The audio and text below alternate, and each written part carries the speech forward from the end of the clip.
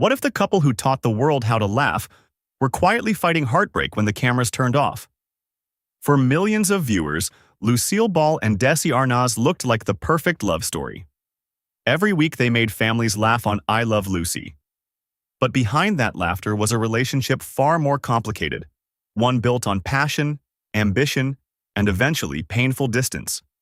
Their story began in 1940 on the set of the film Too Many Girls.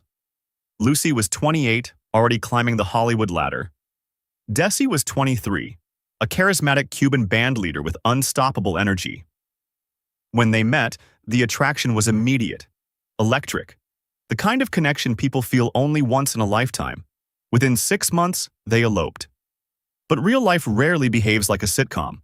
Desi spent long months touring with his orchestra while Lucy filmed movies in Hollywood. Their schedules barely overlapped. Imagine building a marriage while living in different cities. That distance created jealousy, rumors, and painful arguments. Lucy also endured several miscarriages during those early years, heartbreak that quietly deepened the strain between them. By 1944, Lucy filed for divorce. Yet somehow, the bond between them refused to disappear. They reconciled and made a bold decision. If their careers kept pulling them apart, they would work together instead. That gamble changed television forever. When Lucy starred on the radio show My Favorite Husband, CBS wanted to adapt it for TV. Lucy agreed, but only if Desi played her husband. Executives hesitated because of his Cuban accent, or unsure if audiences would accept the pairing. Lucy refused to compromise. So she and Desi toured together across the country to prove the chemistry was real. It worked.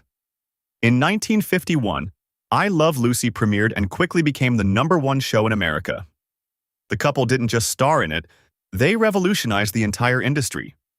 Through their company, Desilu Productions, they pioneered filming sitcoms on high-quality film instead of live broadcast.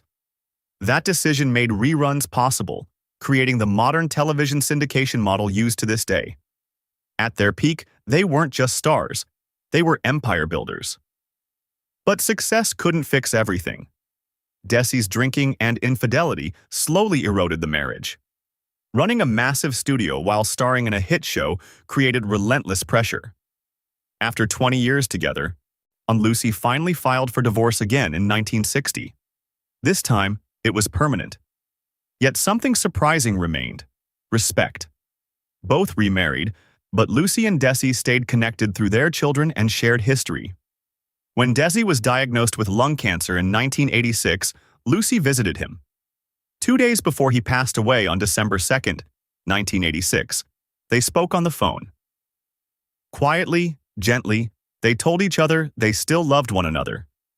3 years later, in 1989, Lucille Ball herself passed away after complications from a ruptured aneurysm. Their love story didn't end like a comedy. It ended like real life, messy, imperfect, but deeply human. And maybe that's the true lesson behind their legend. Sometimes the people who make the world laugh the hardest carry the heaviest stories when the curtain falls.